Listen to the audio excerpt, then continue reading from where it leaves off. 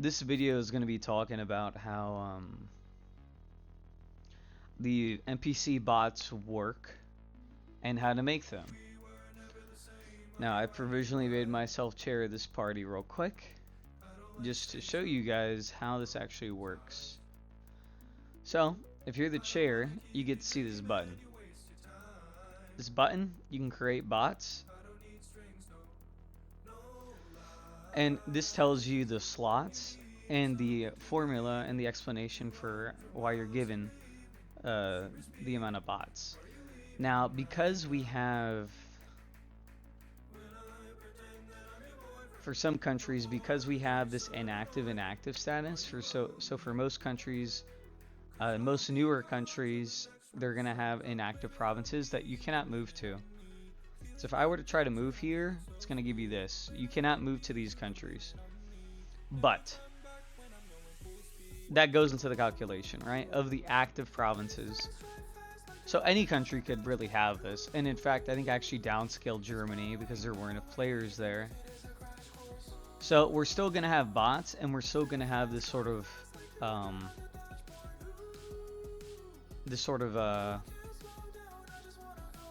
what would you call this? Now, let me just pause real quick. All right, we're back. So, place the name here. So it's going to show you the states that you can move people to, because it will not let you move there. Another thing when it comes to this, we can do this whenever we want. And so if there is a province that is active, that gets inactive and there are players there, it's going to move those players to the capital city, whatever we designate as the capital. So let's say I want to make a bot for this province here, or this one, Cordoba. What I want to do is I want to sync it to the position, so it's social stance and economic stance, okay?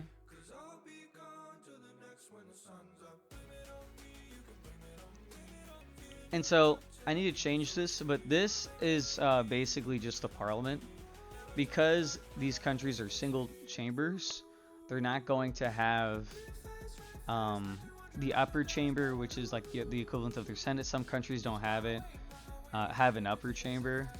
They just have a Supreme Council. I found that out. Interesting. A sort of unicameral. But you'll make them, and it'll take it from the party treasury. So let's see if our party has enough funds, and if not, we'll throw some in there. Plenty of funds. And parties start with 5 million in treasury, so this really shouldn't be an issue.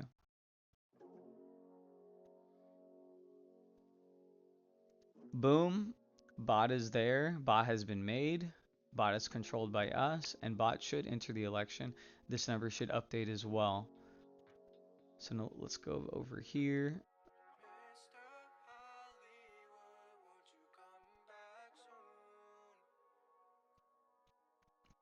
You go here. Default image is this, a Garthan. Yeah, and it is just, this is one template of the settings, sort of middle class, sort of like balanced out, right? See, the positions worked well. And so the bot has behaviors assigned to it. They're going to automatically raise their stats on each turn. They're going to act as if they are a normal player, right? So, if we go to the province page,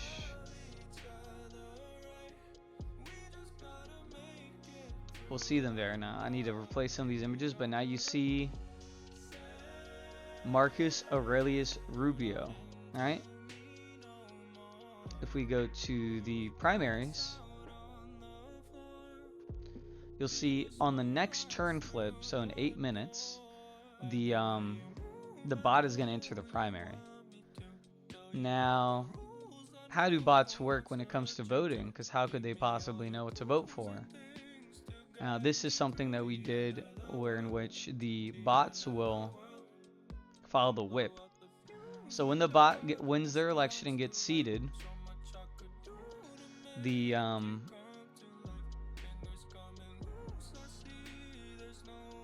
you will have the chair along with the chamber leaders, so these guys. Sorry, I'm just waking up. I'm a little groggy.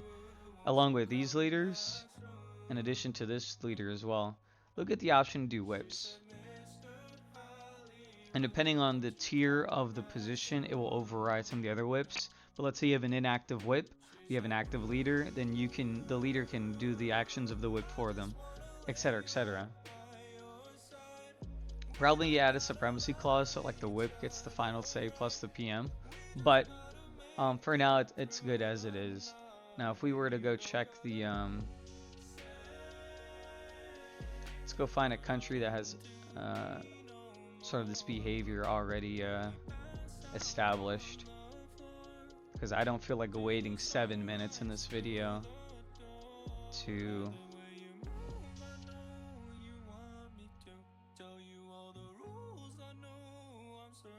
actually show you the behavior, right? So thankfully GOP made it easy for me.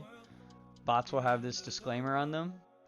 And so if there are multiple chambers active in the country, the bot, you'll have the option to run them for state legislator, senator, governor, reps, etc., etc.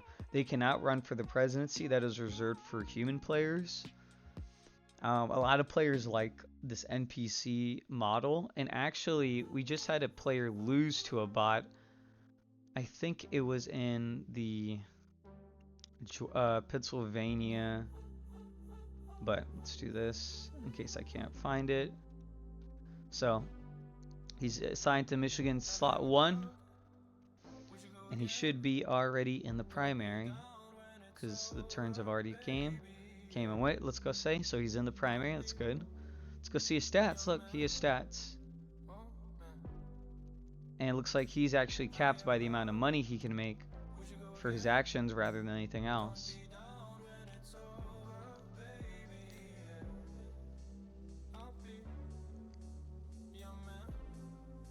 We just added this new map mode, so they didn't actually do this. So we actually have campaigning on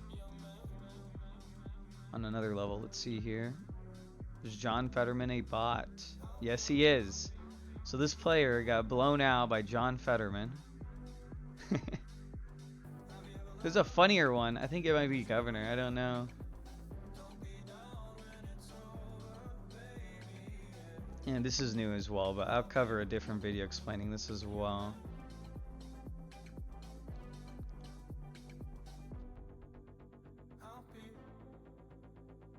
Yeah, this is going to be a different video. But yeah, this is how you make bots in these countries. So, a couple things to note. The so bots can only, right now we've changed the system, but as it presently stand, all the countries that have these active bots, they are all default parties. So these are the ones that we seeded. Now let's say you're a custom party and you also want to have access to bots. There's two mechanics here, right? So this party is going to eventually, based on the legislature, however the elections turn out,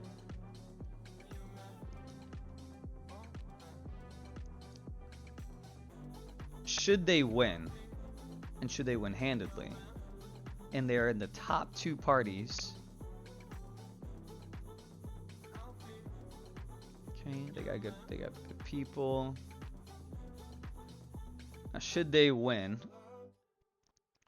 and beat out an incumbent party in terms of the number of seats, then that will allow them to take the reigning spot from the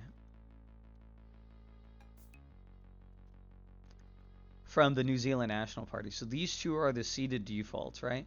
At every presidential election turn, which is roughly a week, it's going to recalibrate which parties get access to NPC. So let's say, and Italy is also another example where in which